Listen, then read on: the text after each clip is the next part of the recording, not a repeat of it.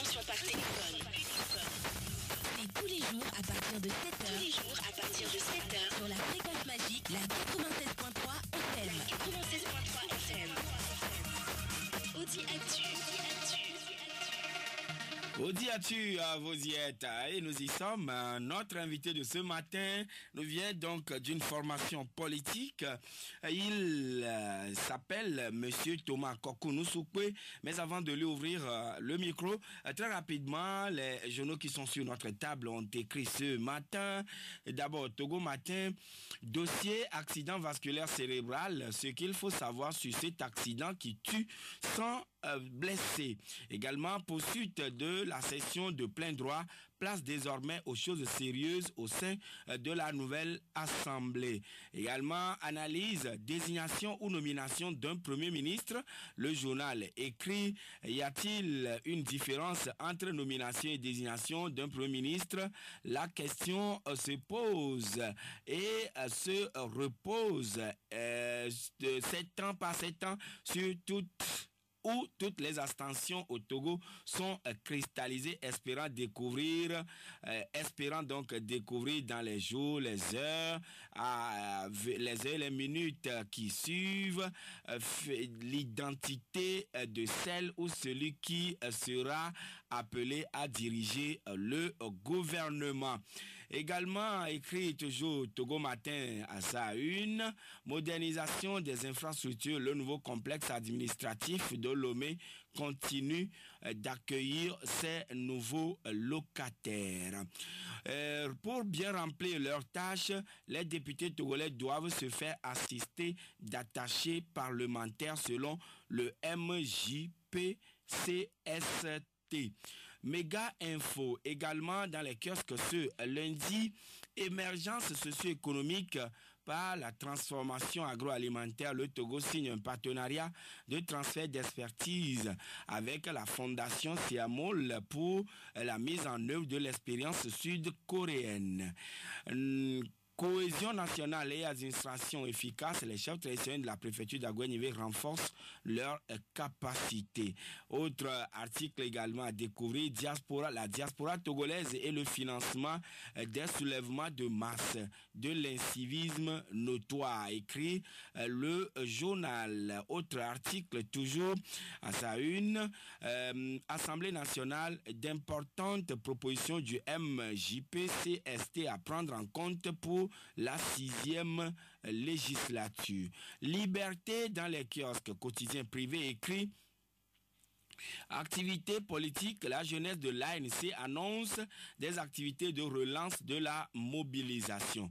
Réunion du PNP dispersée à Agné, meeting de la C14 interdit. Bienvenue dans la grande démocrature entre guillemets de Fort Nyasingbe. Lutte politique au Togo à la découverte de Fovi Katakou, handicapés, engagés, déterminés. Point de suspension. Injustice inconstitutionnalisée à la Cour d'appel de Kara. Le président de la Cour d'appel et les membres de la Chambre d'accusation défient le Conseil supérieur de la magistrature. Et enfin, 4e parution avec nous ce matin pour le moment, liste des 150 premiers bénéficiaires de bons de consommation mensuelle pour la plateforme ESMC, écrit le correcteur. Dans ce macabre à l'Assemblée nationale, les nouveaux nommés, entre guillemets, à l'épreuve du syndrome de l'illégitimité. C'est un article à découvrir à la page 3 du journal. Recensement à la fonction publique, le nouveau canal d'enrichissement illicite de Bawara. Incivisme au camp, soldats casseurs. Le MJPCST propose des attachés parlementaires aux députés. Voilà donc ce que les parutions qui sont pour le moment sur la table de Victoire FM ont écrit ce matin. Audi Actu. Du lundi au vendredi, de 7h à 8h20 sur Victoire FM. Victoire FM. Monsieur Thomas Kokonou Sokwe, encore une fois, bonjour. Bonjour, Joachim Agbetim. Depuis le mois de novembre, vous étiez ici sur cette antenne. Alors, monsieur Nousoukwe, vous avez suivi les élections, vous avez suivi tout ce qui a eu lieu donc à travers le monde. Mais comment se porte le bloc d'action pour le changement? Merci beaucoup, Joachim Agbetim, pour l'opportunité que vous offrez ce matin à notre formation politique, le bloc d'action pour le changement. D'entrée de jeu, je vous dirais que notre formation politique se porte à merveille, puisque vous n'êtes pas sans savoir que c'est cette formation politique qui, de par le passé, a dit beaucoup de choses dans ce pays qui se sont révélées vraies. Qui se sont révélées vraies, dites-vous. Voilà. Par exemple? Vous savez très bien que nous avons dit dans ce pays qu'il n'y aura pas le 20 décembre. Vous avez vu ce qui s'est passé. Est-ce que la population s'est mobilisée? La population togolaise est restée chez elle. Vous avez vu. Ah bon? Vous avez vu. Donc c'est ce que vous avez prédit qui s'était réalisé? Nous avons dit beaucoup de choses. Vous le savez très bien. Nous avons dit beaucoup de choses. Monsieur Thomas Nousoukwe, avant de revenir et parler de mon pays, le Togo, allons d'abord en République démocratique du Congo. Ce matin, ou disons ce lundi, il était annoncé dans ce pays une réunion ou bien l'arrivée d'un groupe de chefs d'État ou bien d'une délégation de haut niveau pour s'entretenir avec les autorités congolaises de la République démocratique du Congo. Cependant, la réunion a été avortée à la dernière minute. Et donc, la Commission de l'Union africaine a sorti un communiqué dont je vous donne lecture. Addis Abeba le 20 janvier 2019, c'était hier. La Commission de l'Union africaine prend note de la proclamation par la Cour constitutionnelle de la République démocratique du Congo des résultats définitifs des élections présidentielles et législatives nationales et provinciales du 30 décembre 2018. La Commission lance un appel à tous les acteurs concernés pour qu'ils œuvrent à la préservation de la paix et de la stabilité ainsi qu'à la promotion de la concorde nationale dans leur pays.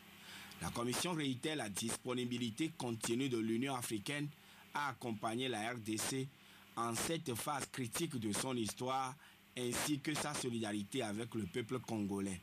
Il convient de noter que la visite de la délégation de haut niveau qui devrait se rendre à Kinshasa le 21 janvier 2019 a été reportée.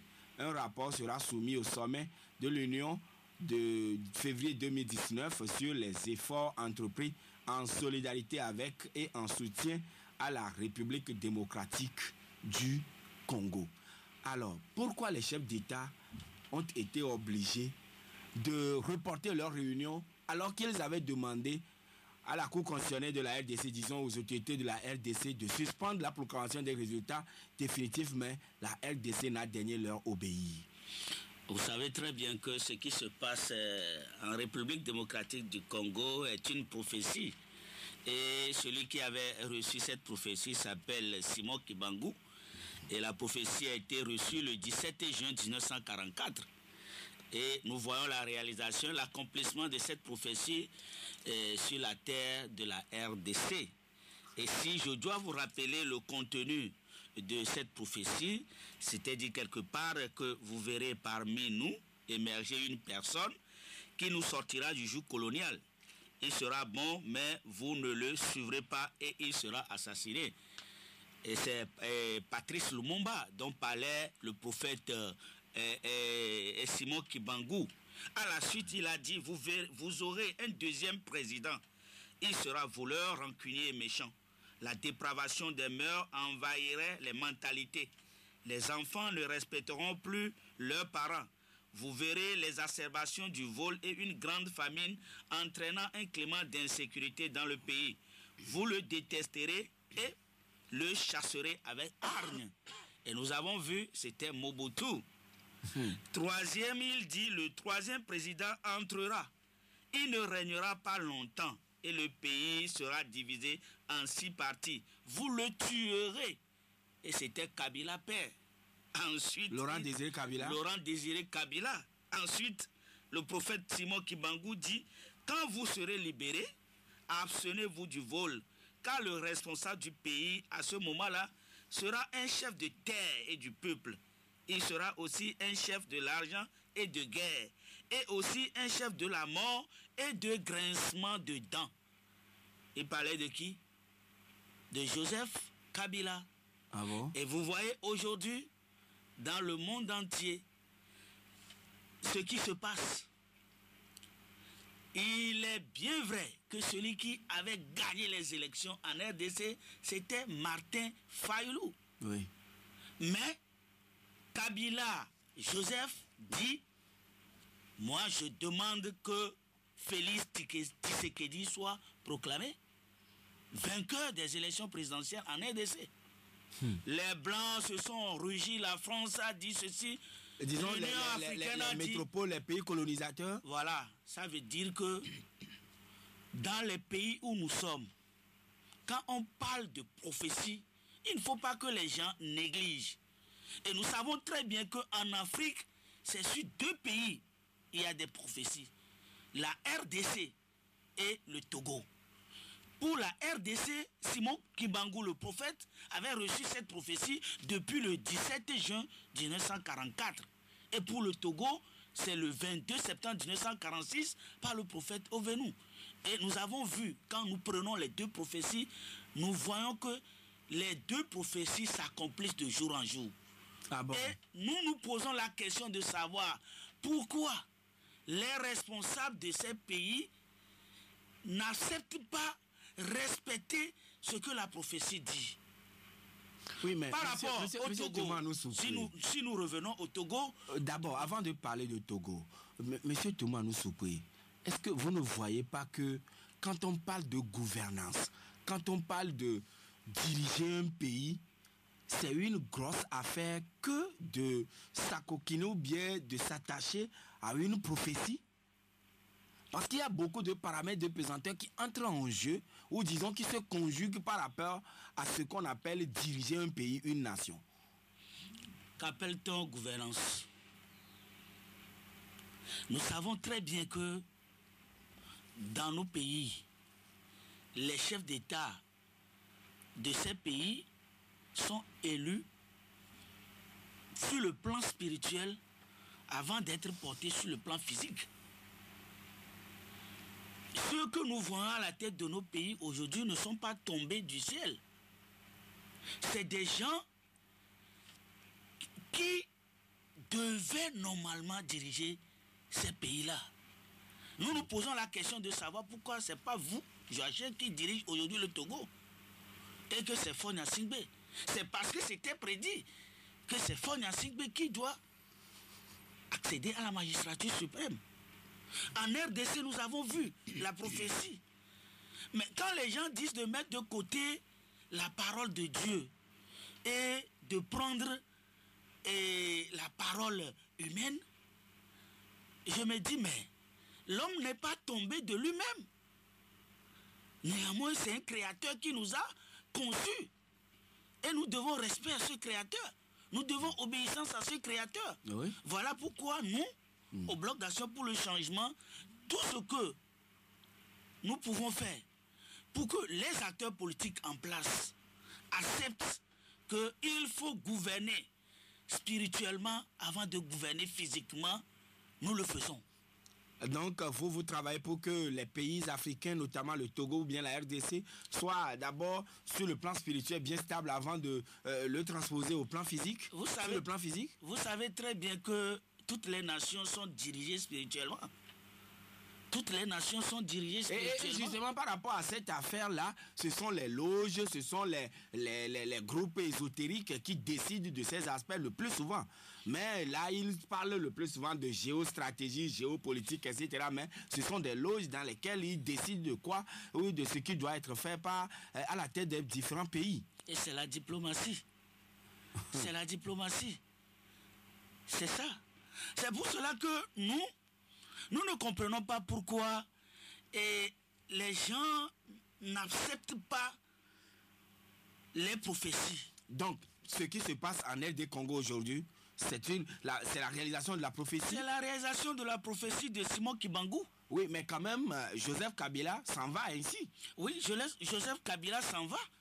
Mais il a déjoué le plan des Occidentaux. Pourquoi? Vous savez pourquoi Joseph Kabila a déjoué le plan des Occidentaux? Vous avez vu qu'Ibangou avait dit quelque part que vous verrez les Blancs rentrer chez eux. Ils fuiront ou seront pourchassés par une forte puissance qui les fera partir à pied, abandonnant tous leurs biens. Est-ce que ça peut être possible dans la mesure où il y a la France aux aguets, les États-Unis aux aguets, le Vatican également, y compris la Belgique, pays colonisateur de la RDC, un pays continent? Nous devons comprendre pourquoi l'Union africaine a fait volte-face. Ça veut dire que c'est fini cette histoire-là. C'est fini. C'est Félix Tshisekedi. C'est Félix Tshisekedi. C'est ça. C'est pour cela que je vous dis que c'est la diplomatie. Non, c'est plutôt Joseph Kabila qui les a surpris. Ils ont demandé qu'on suspende ou bien qu'on succède à la proclamation des résultats définitifs, mais ils n'ont daigné obéir à cela. Croyez-vous que Joseph Kabila de lui-même a surpris les Occidentaux? Ça veut dire que Dieu a travaillé. Dieu a travaillé. Nous avons vu au Togo. Nous avons vu au Togo. Au moment où Eyadema décédait, qui normalement devait prendre la tête de ce pays? C'était pas Nachaba? Oui. Qu'est-ce que nous avons vu? Il y a un coup d'État, il y a eu un coup d'État constitutionnel qui, par après, a été rétabli. Pour permettre à qui d'accéder au pouvoir? Pour permettre à Faure Gnassingbé d'accéder au pouvoir, parce qu'il y a une prophétie qui dit que après le Père, c'est le Fils. Vous ne pouvez pas faire autrement. Vous devez respecter la prophétie. C'est ça. Monsieur Noussoupé. Nous devons respecter la prophétie. Alors, êtes-vous en train de demander aux gens de rester les mains dans les trempes, les bras croisés, et puis ne rien dire, ça, tendre seulement à ce que vous appelez prophétie? Vous savez, la prophétie, qu'advienne ou pourra, elle doit s'accomplir. Et elle doit s'accomplir par qui? Par les humains. Revenons encore à la RDC. Oui.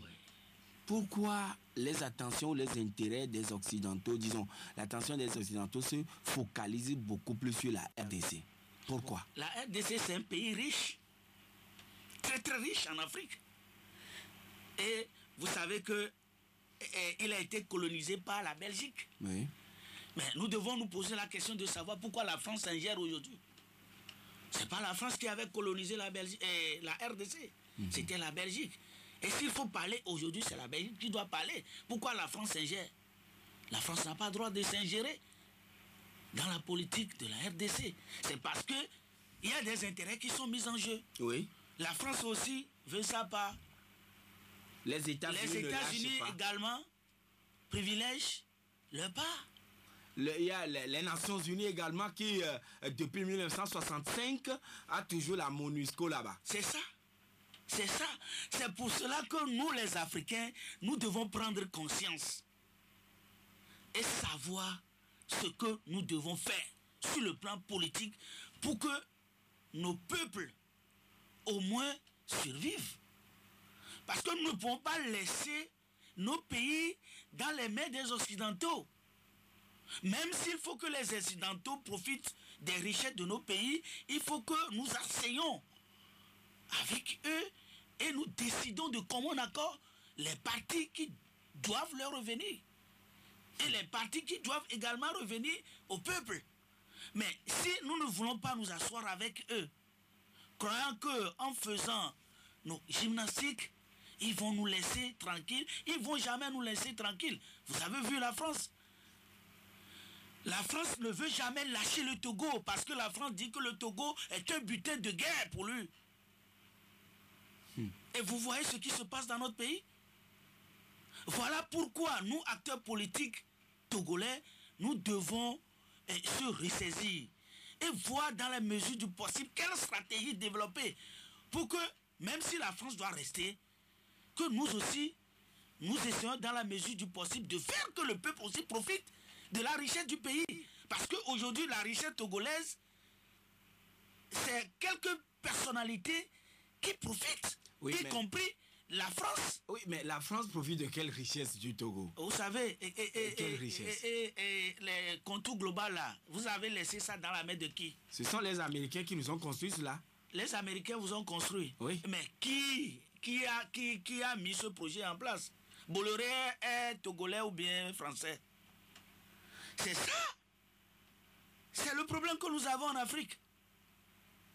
Et si nous ne décidons pas, c'est comme ça que les Occidentaux vont envahir nos pays, vont profiter de nos richesses et nous-mêmes, nous allons rester comme ça. Dans la précarité? Dans la précarité. Oui, mais quand même, ce sont des élections qui se passent sur le continent et le plus souvent.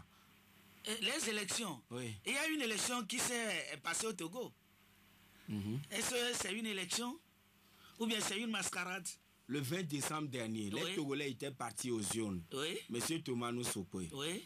quelle a été votre manière d'apprécier ou bien quelle a été, vous, votre appréciation au niveau du bloc d'action pour le changement, tout ce qui s'est passé le 20 décembre dernier? Vous savez, il y a un moment, nous n'avons plus voulu parler. Oui. Il y a un moment, nous n'avons plus voulu parler parce que les gens sont venus nous voir pour nous dire que Faure Gnassingbé a dit que la solution au problème de ce pays se trouve à unir. Oui. Donc, Il a dit à Tchévier. oui, il a dit ça. Tchévier donc de laisser unir faire les réformes. Si Uni veut aller aux élections le 20 décembre, il faut laisser Uni aller aux élections le 20 décembre pour aller faire les réformes. Parce que Faure Gnassingbé a dit que la solution au problème de ce pays est dans la main des militantes et militants de Uni. Voilà pourquoi nous nous sommes tus. Nous nous sommes tus et nous les regardons faire. Oui. Nous voulons, à l'heure où nous sommes, dire au peuple togolais que si Faure Gnassingbé a décidé que les élections législatives se tiennent le 20 décembre parce qu'il a dit que la solution au problème du Togo se trouve à Uni, ils sont actuellement à l'Assemblée. Oui. Ils disent qu'ils vont voter les réformes et que ce sont ces réformes qui vont arranger le pays. Bien. Nous attendons que ceux qui sont à l'Assemblée votent les réformes. Et nous attendons que le gouvernement soit formé. Et nous voulons voir l'Assemblée et le gouvernement à l'œuvre pour apprécier. Le jour où nous verrons que ce que le président Faure a dit, ce que les gens sont venus nous dire qu'ils feront dans ce pays, s'ils ne le font pas, nous allons encore ressortir et nous allons encore dire les choses que nous devons dire. Parce que nous sommes convaincus aujourd'hui que le Togo ne peut plus rester comme ça. À l'étape où nous sommes, le Togo doit profiter à tout le monde. Que je sois de l'opposition. Équitable répartition des richesses. Voilà ce que je voulais dire. Que je sois de l'opposition Oui. et que tu sois du pouvoir. Que la richesse de ce pays profite à nous deux. Il ne faut pas que la richesse du Togo profite seulement au pouvoir, à ceux du pouvoir, pas à ceux de l'opposition. Nous sommes de l'opposition. Nous voulons aussi apporter nos petites contributions à l'avancement de ce pays. Voilà pourquoi nous disons, avant que les réformes se tiennent, il faut, parce que nous sommes là, nous préservons la paix. Nous savons que les jours à venir sont des jours sombres. Mais Tu dis quoi? Les jours à venir sont des jours sombres. oui, je le répète, que les jours à venir sont des jours sombres. Incertains? Ce que je voulais dire par là, Oui. c'est que tout dépendra du gouvernement qui sera mis en place aujourd'hui. Tout dépendra de celui qui sera à la tête du gouvernement à mettre en place aujourd'hui. Et tout dépendra de l'Assemblée nationale Qui est là? qui est là actuellement. Parce que les Togolais sont fatigués. Il faut que les réformes soient des réformes fiables et crédibles et quoi encore? Ou peut-être qui rassure l'ensemble des Qui Togolais? rassure l'ensemble des Togolais. Voilà. Qui rassure l'ensemble des Togolais. Et la formation du gouvernement doit aussi rassurer les Togolais. Pour que ce qui est devant là soit encore anéanti. Parce que nous qui parlons au peuple, nous qui recevons des choses et qui partageons avec la classe politique togolaise, Nous continuons toujours pas à prier. Et ce que nous avons observé, c'est que les gens nous demandent de ne pas associer Dieu à la politique. Mais derrière nous, il y a des, comment on l'appelle là, des réseaux qui se sont créés de part et d'autre, qui prient. Quand les prophéties sortent, des gens rentrent chez eux, ils prient pour que la prophétie ne se réalise pas. Mais le camp d'en face, c'est-à-dire je parle de l'opposition, depuis que nous avons commencé par parler de cette prophétie sur le Togo, je n'ai jamais vu le camp d'en face organiser une prière nationale demandant à Dieu l'accomplissement de la prophétie. Ça, c'est une erreur. Donc, par rapport à la prophétie de 1946, c'est ça, non? Je parle de la prophétie de 1946. Alors, et je vous dis... demandiez, ou bien vous escomptiez du gouvernement, ou bien peut-être du parti au pouvoir, d'organiser une prière nationale par rapport à cette prophétie? Ce que je suis en train de dire, vous ne comprenez pas. Elle dit que nous, parti politique, bloc d'action pour le changement, nous disons que nous sommes un pont entre le pouvoir et l'opposition. Vous l'avez dit ici. Nous l'avons dit. Et ce que nous recevons, quand nous partageons cela, il faut que et le pouvoir et l'opposition s'accaparent et travaillent à ce que un camp gagne sur un autre. Mais ce que nous voyons et qui nous intrigue, c'est que nous autres, nous sommes là, nous disons oui, il y a la prophétie. Et on croise les bras. Mais ceux avec qui nous avons des problèmes, quand ils écoutent la prophétie, par où ils devaient passer pour que la prophétie ne se réalise pas, ou l'accomplissement de cette prophétie se retarde, ils le font. Ah, donc, il y a certains qui sont le plus, on dirait, concernés ou touchés directement par la prophétie. Ils font pieds et mains pour faire obstruction à la réalisation de cette prophétie, c'est ça? C'est ce que je voulais, alors, dire. Monsieur Thomas Nousoukwe, quittons le champ de la prophétie. Les Togolais ont été aux urnes. Ils ont élu les 91 députés. Le Premier ministre a démissionné il y a plus de 3 semaines. Alors, d'abord, au niveau de l'Assemblée nationale, ils ont pensé introduire une disposition en contradiction avec l'article 54 de la Constitution en voulant une présidence tournante. Autrement dit, vous êtes élu pour 1 an, après un autre vient, etc., etc. Et la Cour constitutionnelle a rejeté. Cette démarche, comment l'avez-vous trouvée? Oui, c'est normal. Elle est contradictoire, comment je peux dire là. Ce que l'Assemblée a fait est contradictoire à l'article 54 de la Constitution. Et parce que on dit que le président de l'Assemblée est élu pour toute la législature. Toute la législature. Voilà. Donc, si aujourd'hui on décide à l'Assemblée que le président soit élu pour un mandat d'1 an renouvelable, c'est contre l'article 54 de la Constitution togolaise. En tout cas, l'article 54 dit l'Assemblée nationale et le Sénat sont dirigés chacun par un président assisté d'un bureau. Les présidents et les bureaux sont élus pour la durée de la législature dans les conditions fixées par le règlement intérieur de chaque assemblée. Voilà. Puisqu'il y a la chambre haute et la chambre basse. C'est clair. C'est clair. Mais comment se fait-il que les 91 députés aient pu introduire une telle disposition? C'est-à-dire on veut maintenant avoir 5 présidents en 5 ans pour une seule assemblée? Vous savez ce qui se passe à l'Assemblée nationale. Nous devons comprendre cela comme quoi les gens veulent faire... bien les gens veulent démontrer que ce sont eux qui connaissent par rapport aux autres. Ou bien c'est eux qui sont les bons députés que les autres? On ne peut pas dire qu'ils sont les bons députés. On ne peut pas dire qu'ils sont les bons députés. C'est que, on dirait, c'est m'as-tu vu. Les gens font m'as-tu vu quoi.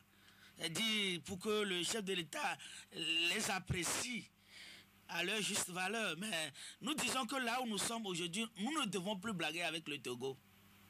Nous ne devons plus blaguer avec le Togo. Voilà pourquoi nous disons d'entrée de jeu qu'il faut que les choses se fassent de façon sérieuse.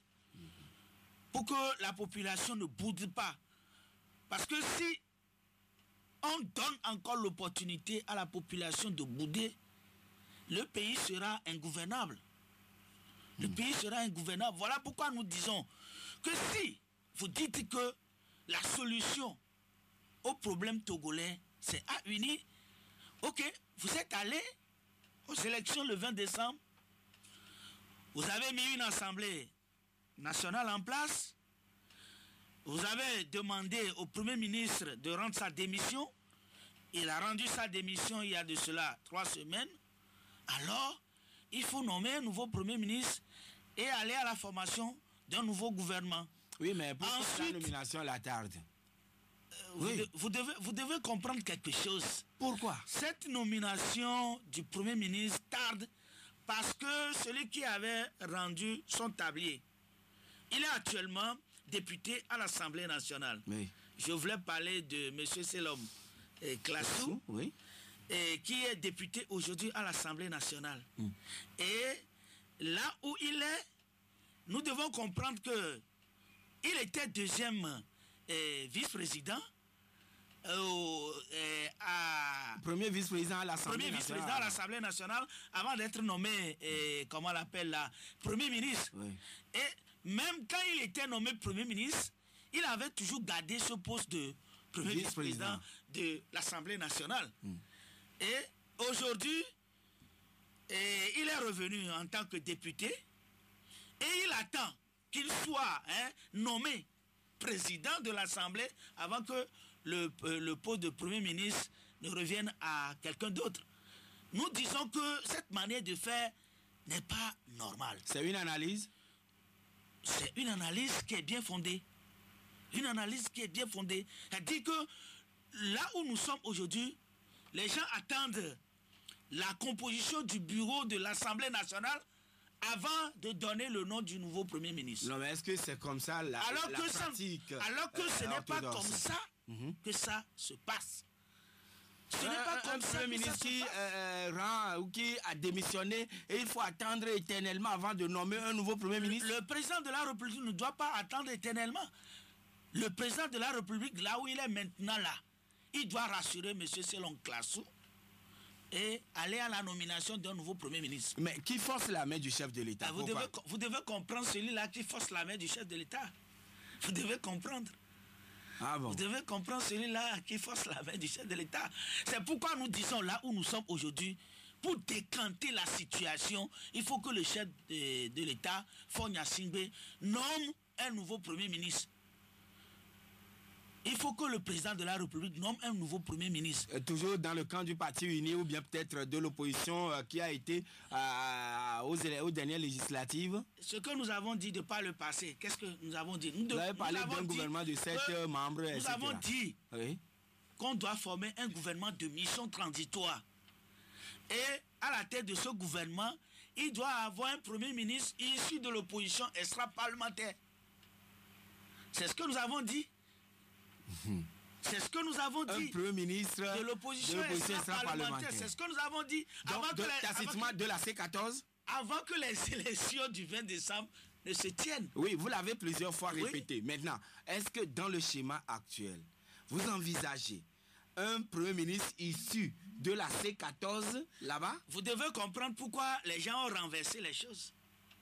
Les gens ont renversé les choses. La prophétie dit au moment où on travaillait sur les réformes qu'il faut un gouvernement de mission transitoire à la tête duquel il doit y avoir un Premier ministre issu de l'opposition extra-parlementaire. Au moment où les gens de la C14 étaient à l'Assemblée. Mais aujourd'hui, la C14 n'est plus à l'Assemblée. La C14 est devenue parti extra-parlementaire. Oui. Ceux qui étaient partis extra-parlementaires avant sont devenus aujourd'hui des partis parlementaires. Oui. Donc vous devez comprendre que le camp, c'est-à-dire je voulais parler du pouvoir, a renversé les choses. Maintenant, nous disons et nous répétons que la prophétie dit qu'il faut un gouvernement de mission transitoire. Est-ce que nous sommes à l'étape où il faut ce gouvernement de mission transitoire? À l'étape où nous sommes aujourd'hui, le Premier ministre doit être issu de l'opposition extra-parlementaire. Autrement dit, le parti Bloc d'Action pour le Changement, par exemple? Je ne m'en dis qu'on vient pas. Je suis aussi, comment on appelle là, un responsable politique. Mais si le choix est porté sur moi, je peux valablement assumer cette fonction. Donc, vous avez été déjà contacté? Je dis devant le peuple togolais que nous devons aller à la formation d'un gouvernement de mission transitoire à la tête duquel il doit avoir un premier ministre issu de l'opposition extra-parlementaire. Si on nous consulte, nous serons d'avis. Nous marquons la pause et on revient tout de suite. Audi Actu, c'est du lundi au vendredi de 7h à 8h20 sur Victor FM. Donc en studio, madame, monsieur, avec notre invité, il s'agit du président national du Bloc d'Action pour le Changement, monsieur Thomas Kokounou Soukwe. Alors, monsieur Thomas Kokounou Soukwe, tout à l'heure, je parlais de l'Assemblée nationale. Est-ce que vous aviez plutôt évoqué le gouvernement de mission transitoire qui doit être présidé par, par un premier ministre issu de l'opposition extra-parlementaire, et vous-même, vous disiez quand même que si l'honneur vous échoue, vous n'allez pas du tout refuser d'être à la primature également. Est-ce que c'est ça? Oui, Joachim, ce que je voulais dire par là, c'est que il faut reconnaître que avant les élections du 20 décembre, notre formation politique avait dit que nous devons aller à la formation d'un gouvernement de mission transitoire à la tête duquel il doit y avoir un premier ministre issu de l'opposition extra-parlementaire. Et nous savons à l'époque qu'à l'Assemblée qui existait à l'époque, il y avait les partis politiques de la C14 qui étaient des partis parlementaires. Oui. Et il y avait d'autres partis politiques qui étaient de l'opposition extra-parlementaire. Et c'est eux qui sont aujourd'hui à l'Assemblée. Qui sont aujourd'hui à l'Assemblée comme des partis parlementaires.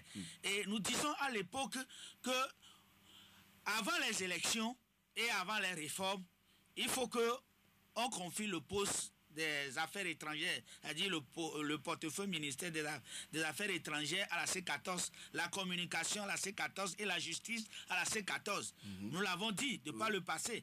Nous avons également dit que le ministère de l'administration territoriale doit être confié également à un parti extra-parlementaire et qu'on doit créer un ministère chargé des relations avec les institutions de la République et les églises. Ensuite, nous avons dit que le président Faure doit garder le portefeuille ministériel de la Défense. Oui. Et nous avons également dit quoi?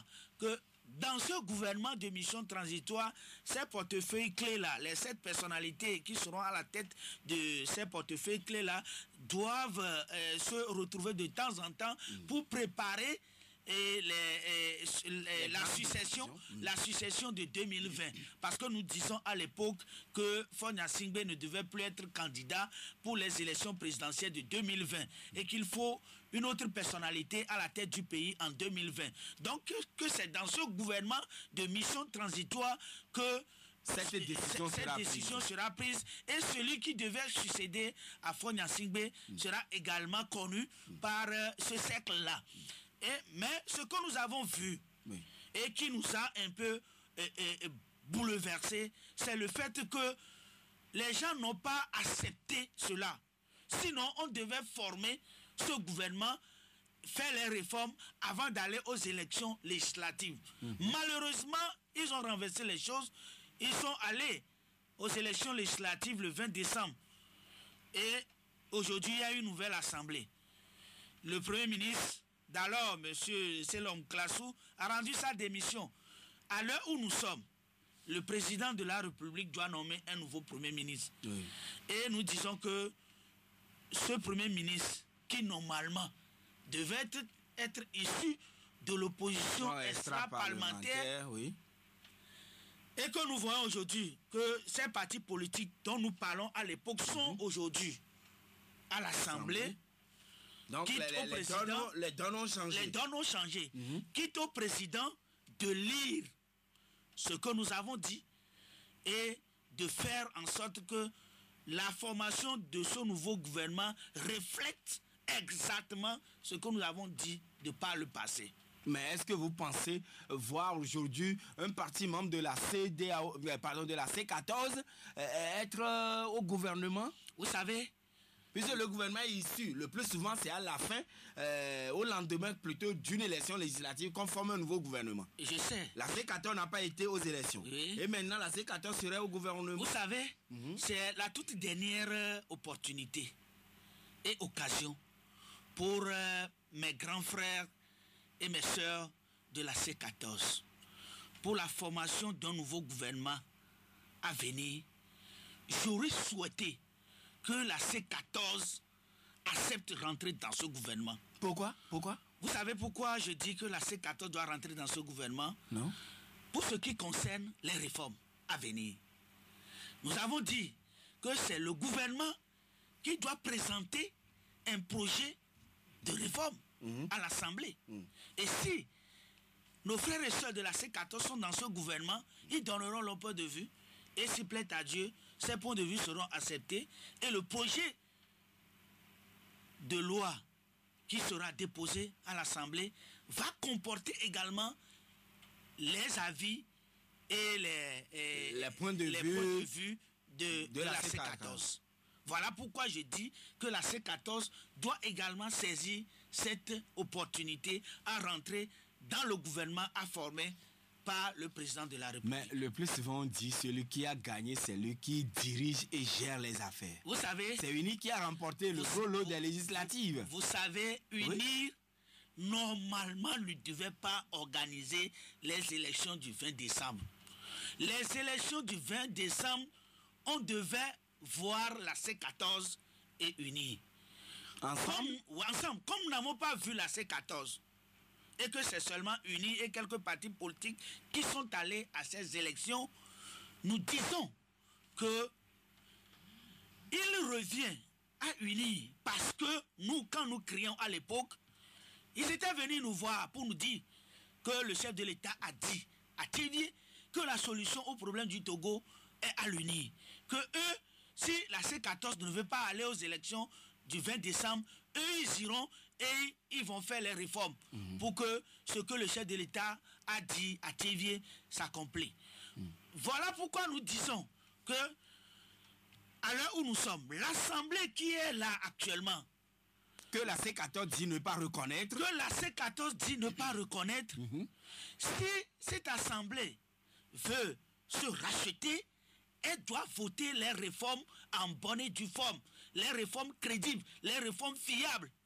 Et voilà pourquoi je dis, pour éviter les jours sombres qui sont devant nous, il faut que la C14 accepte de rentrer dans le gouvernement formé par Fogna Singbe, afin que le projet de loi qui sera déposé très prochainement à l'Assemblée, que la C14 aussi donne ses points de vue. Ils étaient à l'Assemblée nationale. Leurs points de vue n'ont pas été pris en compte. Et maintenant, c'est au gouvernement où ils n'auraient pas une voix délibérative assez importante.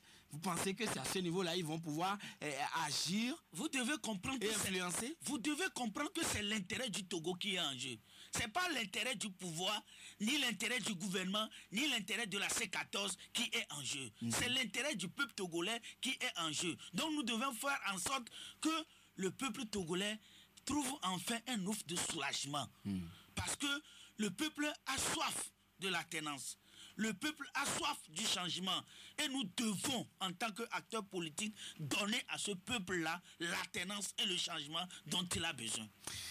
Voilà que la coalition a encore démarré des manifestations à travers des meetings. Et le meeting d'Anier vendredi dernier, c'était une réunion d'ailleurs. Les soldats sont partis et puis ils ont tout cassé, les chaises, etc. etc. Et même il y a des blessés à la suite des tirs de gaz lacrymogène. C'est quelque chose que nous devons condamner. Nous devons condamner avec vigueur et énergie. Parce que je disais tout à l'heure que le Togo appartient à nous tous. Je ne crois pas que si UNI veut organiser une manifestation, les soldats iront chasser les gens de UNI. Et je crois que c'est la même chose qui devait également se passer au niveau des autres formations politiques du pays. Si le PNP organise quelque chose, il faut qu'on accepte. Si c'est l'ANC qui organise quelque chose, il faut qu'on accepte. de la même façon qu'on accepte pour UNI, on devait accepter également pour le PNP et l'ANC. Mais aller chasser les gens, et tabasser les gens, et si on ne sait pas faire, le pays sera ingouvernable. Parce que nous disons que ce qui est devant, pour que ça soit évité, il faut aller à l'apaisement. Et c'est de cet apaisement-là que naîtra, comment on l'appelle là, le changement, et que naîtra également l'alternance. Donc, ceux qui sont au pouvoir aujourd'hui doivent comprendre que le Togo ne peut pas être gouverné comme il est gouverné depuis longtemps. Nous allons maintenant prendre les coups de fil sur le 22 21 80 99 92 02 80 63. Alors, le premier auditeur est en ligne. Allô? Oui, bonjour. Oui, bonjour monsieur. Jacques. Ah d'accord, Jacques, comment allez-vous? Très bien. Oui, nous vous écoutons. Okay. Mm-hmm. Bon, Congo RDC. Bon, quand même, il y a de l'alternance, même si c'est Failou qui avait gagné et ils ont nommé Tshisekedi. Parce que la première des choses, la première déclaration que Tshisekedi avait dit, c'est qu'il va rapatrier le corps de son papa. C'était des arrangements. Pourquoi, depuis que son père est mort, bientôt 2 ans, son corps n'est pas arrivé en RDC et c'est lui qui va faire rapatrier, quand il est nommé président, qui va faire rapatrier le corps de son papa. Même ce que disent les gens que c'est un arrangement, les choses ne seront plus jamais comme avant pour Kabila. Non. Surtout qu'il a une opposition très forte en face de lui. Oui. Qui vont l'obliger à faire les choses dans les normes. Donc, considérons qu'il y a changement là-bas. Bon. Donc, quoi qu'on dise, il y a alternance là-bas en RDC. Il y a alternance par rapport au Togo. Bon, je viens à la question que je voudrais poser. Oui. Est-ce que la communauté internationale existe réellement? Regardez, la CEDEAO et l'Union africaine ont donné une feuille de route au Togo. Sans les faire, ils sont allés, le gouvernement togolais est allé directement aux élections du 20 décembre, vous connaissez les résultats. Ils ont nommé des députés. Maintenant, en RDC, ils tergiversent en disant que c'est Kabila, Tshisekedi n'a pas gagné, que c'est Failou qui a gagné. Mais la Cour constitutionnelle a proclamé Tshisekedi.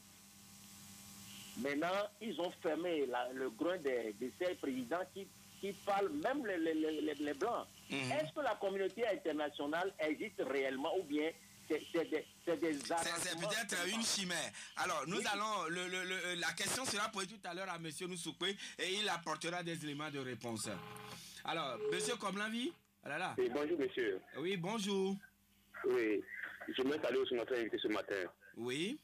Oui, je pense que son raisonnement qu'il vient de faire par rapport à l'entrée du gouvernement du C14 pour la paix et la sécurité et le développement de notre pays, c'est vrai que c'est lui qui a gagné. Et logiquement, il devait le diriger seul. Mais nous savons que M. Fontaine, depuis toujours, est toujours ouvert à d'autres partis politiques pour gouverner avec lui. Je soutiens cette idée de notre invité et je demande à C14 s'il a devenu que le gouvernement a fait appel, il n'a qu'à le servir. Il n'a qu'à prendre le cas du Sénégal où Macky Sall était au gouvernement et c'est par là qu'il a trouvé des moyens pour venir au pouvoir.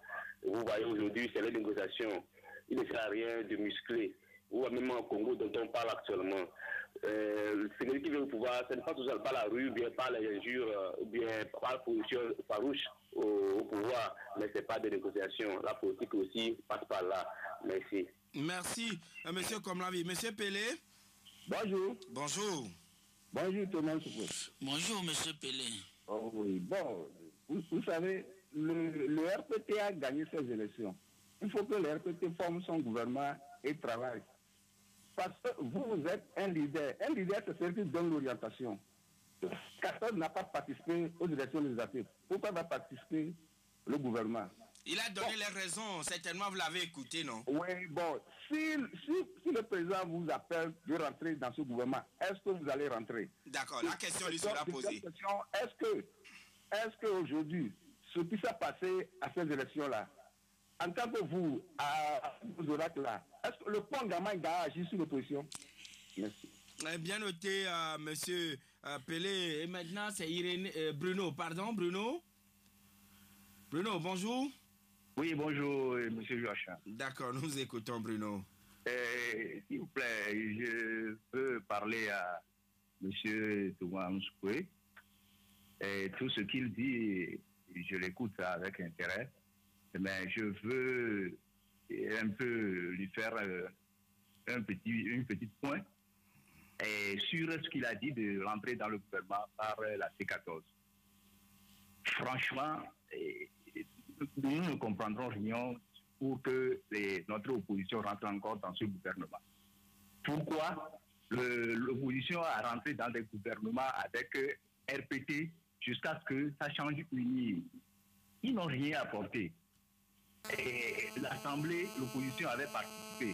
Rien n'est fait.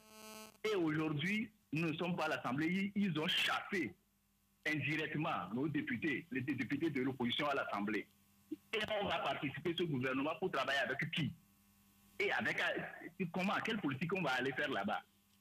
Donc je l'en prie qu'à ce niveau-là, moi personnellement, ça vous n'êtes pas d'accord.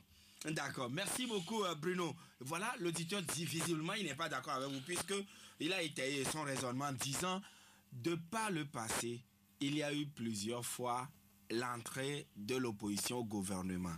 Maintenant, selon lui, indirectement, les députés de l'opposition étaient chassés. Et donc, qu'est-ce qu'ils iront faire maintenant au gouvernement? Oui, Joachim, je comprends mon ami Bruno. Et je dirais qu'il y a un enjeu de taille pour ce qui concerne les élections présidentielles à venir. Nous devons comprendre que les élections présidentielles de 2020 constituent en elles-mêmes des obstacles pour nous les acteurs politiques en place. Nous savons très bien que pour ce qui concerne le recensement électoral, nous n'étions pas allés se faire recenser.